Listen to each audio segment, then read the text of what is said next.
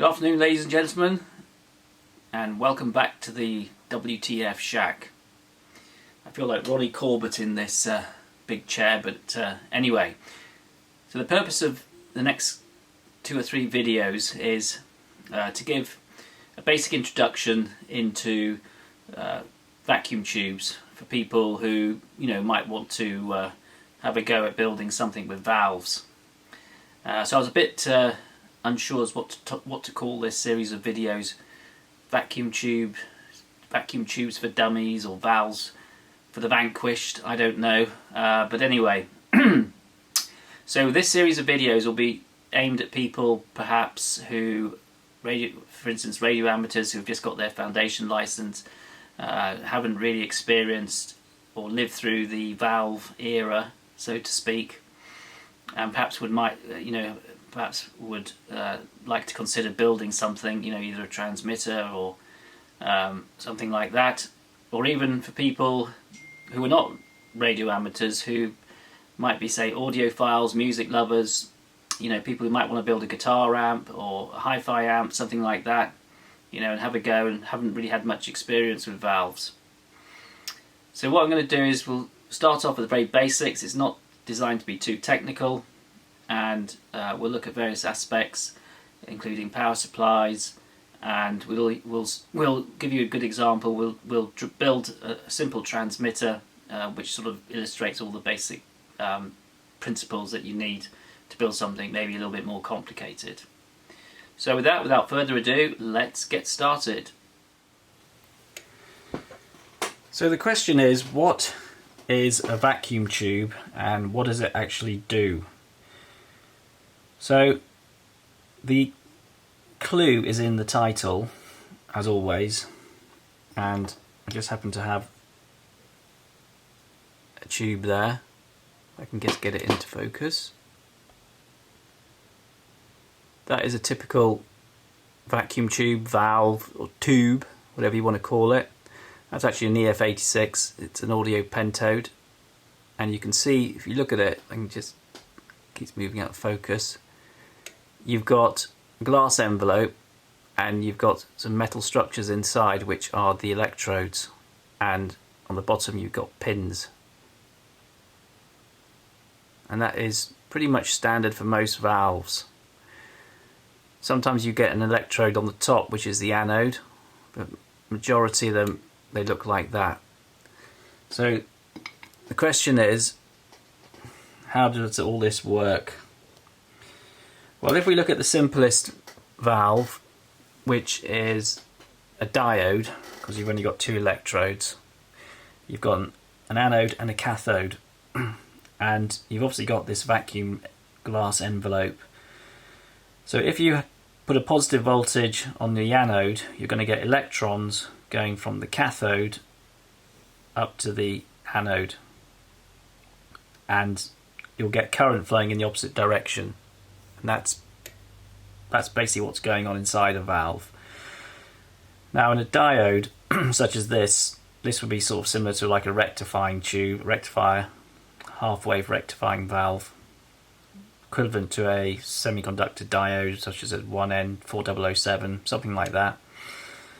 The heater often doubles up as the cathode, and in order to get your positive voltage from this, you would, if you were having this as a rectifying valve, you normally collect that on the cathode.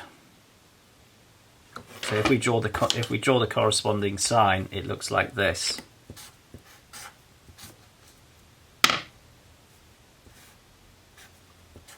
Anode, cathode.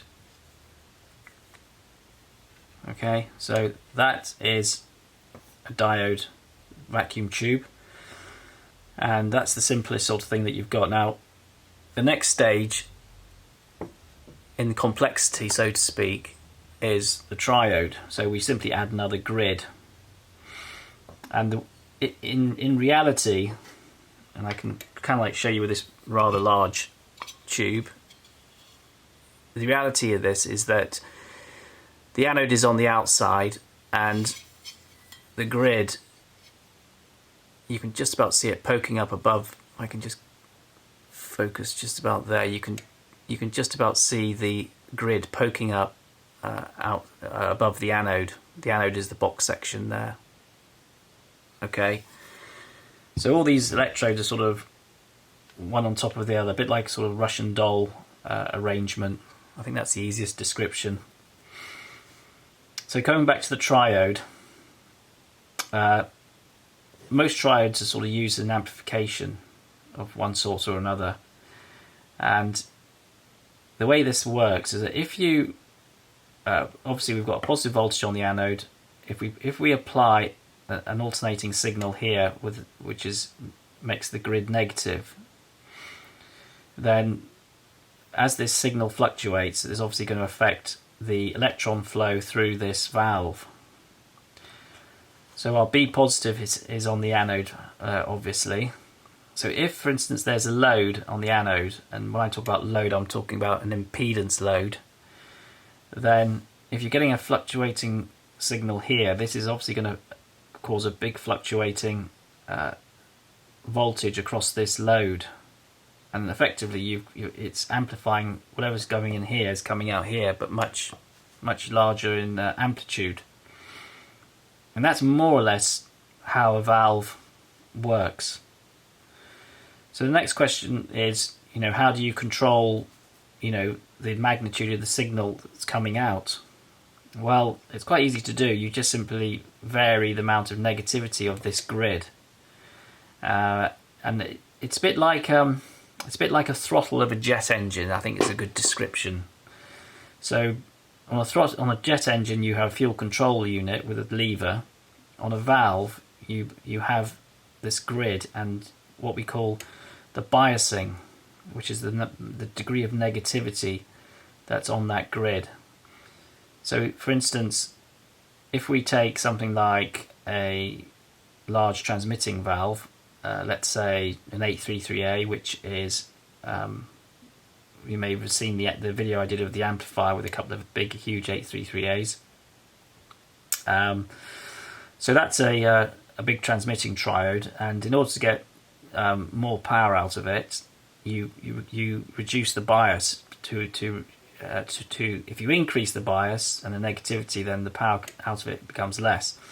Now you can fiddle around with the biasing on valves, and you can basically arrange it so that whatever the level of bias is will also affect how it performs as an amplifier. So for instance, some of you might have heard of the description of amplifiers as being Class A, Class B, Class C, Class D, Class E, etc. Well, that in terms of valves, that really refers to how the conduction cycle is affected by the signal and the biasing, which affects what comes out. So for instance, to keep this very simple, because it is quite a complicated subject, for instance, most audio amplifiers and things like SSB or AM linear amplifiers tend to be in Class A or Class AB, and the reason for that is that in those classes, the signal you put in is generally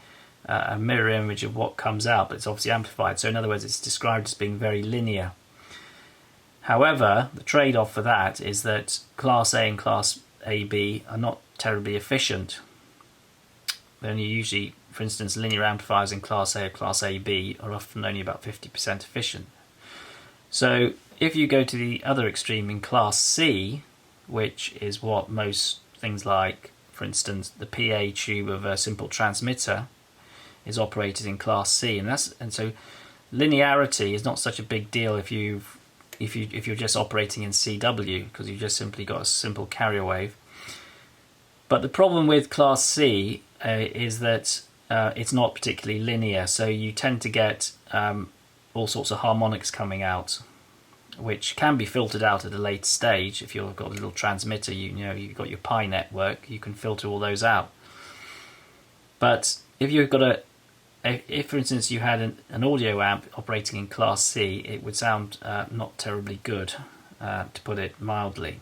So that's why linear amplifiers, you want linearity. You don't want it to have harmonics everywhere. So in summary, the way we can affect the output is the biasing, and there's different ways of biasing a valve. There's different ways of doing this. You can either have it fixed bias, using some resistors, and we'll perhaps talk about that a bit later, or you can have, for instance, a negative bias supply, something like minus so many volts, for something like an 807, which is this valve here, commonly used tetrode. Biasing on that maybe something like minus 20 or something like that if you're using fixed bias, a bias supply, a variable bias supply. And for something like this big GU81, the biasing on that, the bias voltage on that, for instance, to cut it off, because obviously if you put too many negative volts on your valve, like the engine analogy, if you bias it completely, then you get no electrons flowing, then the valve will cut off, and that's actually quite a useful thing that you have in transmitters. So the biasing voltage on that to cut it off is minus 300. So that gives you a good idea of the difference. And the normal bias voltage of this tube is about minus 220. So the bigger the valve, generally the more volts you need, because the bigger valves are using a much higher anode voltage. So that sort of sums up the basic workings of a triode, which is the simplest amplifying valve. Now what we can do, we can take this a little bit further. For instance, we can add another grid here, and we got a tetrode, and this grid here is called the screen grid, and more often than not the screen grid is usually supplied by positive volts. Usually in something like an 807 it's about 150 odd volts up to 200, and again there's different ways of getting this voltage. You either can use a separate power supply, or you can use a resistor to drop the voltage to supply positive volts on that screen grid. And the screen grid, the purpose of the screen grid is it basically accelerates the electrons between the grid 1, which is what we call this, or the control grid, grid 1, G1 or control grid, between the control grid and the anode. Okay, it gives a bit more oomph, as they say. And the other thing you can do as well is we can actually add another grid here as well, which is sometimes called a suppressor grid. And the suppressor grid on most valves, on a lot of valves, this suppressor grid is actually connected to the cathode inside the tube. Okay, and the purpose of the suppressor grid is it's obviously at ground potential because it's connected to Earth, and it sort of funnels the electrons between the screen grid and the anode. So it sort of captures the stray electrons, which might cause a problem if they weren't captured, so to speak. And a lot of big tubes have these suppressor grids, and even smaller tubes have them. The other feature as well of pentodes, because that's what we've got now, a pentode, is that sometimes this suppressor grid may actually not actually be connected to the cathode internally. And the advantage of that, if it's a separate connection, you can apply whatever voltage you want to the suppressor grid. And in certain tubes like the GU50, the Russian pentode, you can actually use that to modulate the valve. So if you wanted to make a little AM transmitter, you can suppressor grid modulate it. In actual fact, coming back to this big GU81, that has got a separate suppressor grid connection, so you can actually use that in suppressor grid modulation. And I think we showed you that on the video with the Russian transmitter. So let's just have a quick look at some different types of valves, just to give you a little bit of an overview. I think the problem is that, if you're just starting out with valves and you never really had much idea about them, that if you look at vacuum tubes in general, there's a huge array of them. You don't really know where to start, and this applies not only to audio but also to radio. So what I'm going to do is just show you a sort of selection of some more the, I would say, more commoner valves that are in use for audio and also for amateur radio.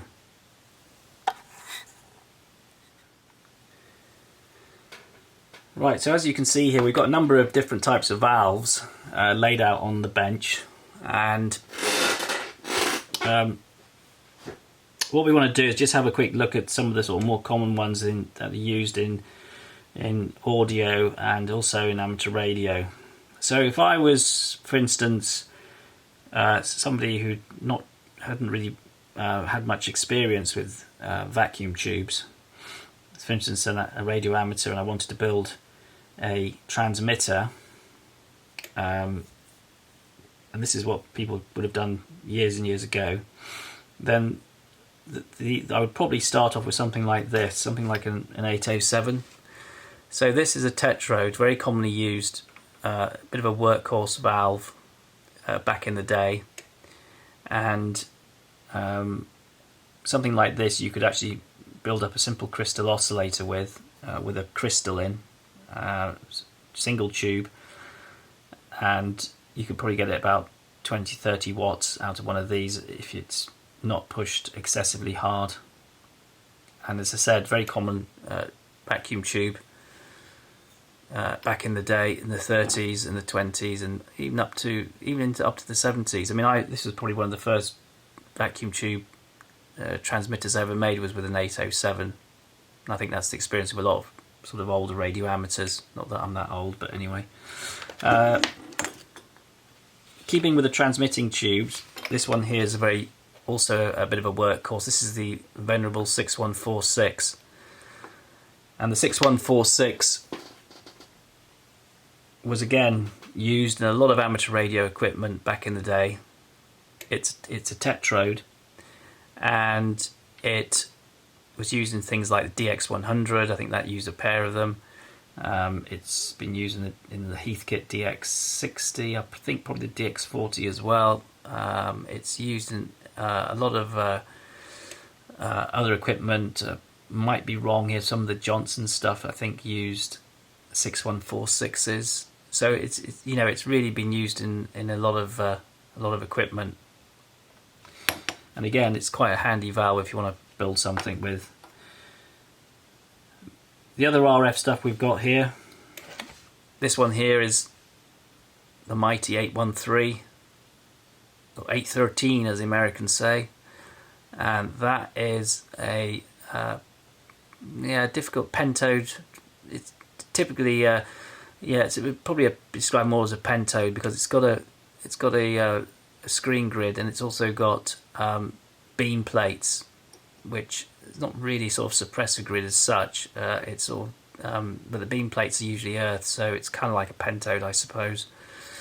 And again, this tube was used quite a lot for linear amplifiers, big transmitters. The T1509 I got in the shack uses a pair of these, modulated by a pair of 813s. So it's quite a big, meaty tube. Runs at about, I don't know, anything up to 2 kV on the anode. And then I've showed you this one before. This is the GU81. It's, as they say, going from the sublime to the ridiculous. It is absolutely enormous Russian transmitting pentode, and you can see the anatomy of this quite nicely. You've got big square, I think it's graphite, or could be tungsten. I think it looks more like graphite, I think, on the anode there. And this thing will run, let's get it into shot, this thing will run about up to 3, even 4, I think people sometimes even push them up to 4 kV on the anode, which is quite scary. And at full chat, one of these will do about 700 watts. They're often used in amplifiers. I built an amplifier with a pair of these, which I still use. I don't sort of run it anywhere near full power, but these things look really nice. They've got an indirectly heated cathode, what's sometimes called a bright emitter. Sorry, a directly heated cathode. And when these things are sort of plugged in, they glow almost like floodlights. Absolutely quite amazing, really. And then move that one aside. Looking at some of the more common audio tubes, so this, for instance, this is an EL34, a pentode, and again, this would be used in audio amplifiers, very common in guitar amps, very popular in guitar amps, EL34s. And I built a sort of music amp with some of these. It works really well. They're again quite nice valves and very common in audio. This one here is a KT66, bit of a scruffy looking one, but it's again quite common in audio. Quite nice audio valves. I think it's a KT66. It looks a bit something. It's a military version. What else have we got? Got a couple of smaller ones here. This is a metal valve, which was very commonly used in American stuff. The Americans seem to like their metal valves. I think the feeling was that they were probably more robust than glass, which is probably true, but they don't look as nice. And they have they generally have this octal valve base, which was quite popular.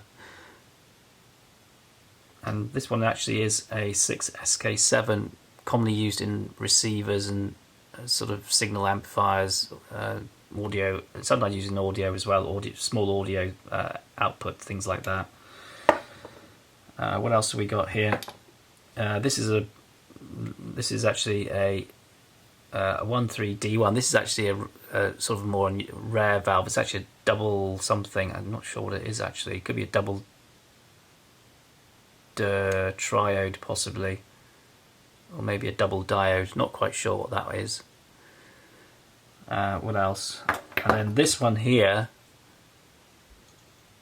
this is a very common tube. This is a ECC82 double triode. So you've got two triodes in the one envelope. This is what I was saying earlier on. Just zoom in on a bit better, that's it. So this has two, you can probably just about see it there, there's two anodes there, side by side. I just rotate it slightly, you can probably see it. So there's two anodes in there, two triodes, and that again is a very common valve used in audio. So this is really sort of to give you a bit of an idea of what, you know, some of the general valves that are in use, because obviously, I mean, there's no way you can get yourself familiar with every single valve that's out there, but there are certain ones which are commonly used, and these are sort of the sort of general. This lot here are a good example of, you know, some of the more common valves that we use. So with that, we will. The next stage really is to talk about the power supplies and how to build up power supplies for valves, because when you're dealing with vacuum tubes or vacuum tube projects, you know, there's two aspects of it. There's the actual circuit that you want to build up, let's say an oscillator, a valve, amp, or whatever. But what you've got to realise, and what you've got to factor in, is how to get all these voltages on all these different electrodes to get it to work properly. And so half the thing of valves is getting your head around the high voltage power supplies without killing yourself. So that's something we'll have to have a look at. So I think that will knock it on the head there, and hopefully see you all again for the next instalment of this introductory videos on valves for beginners. There we go. See you next time. Thanks for watching.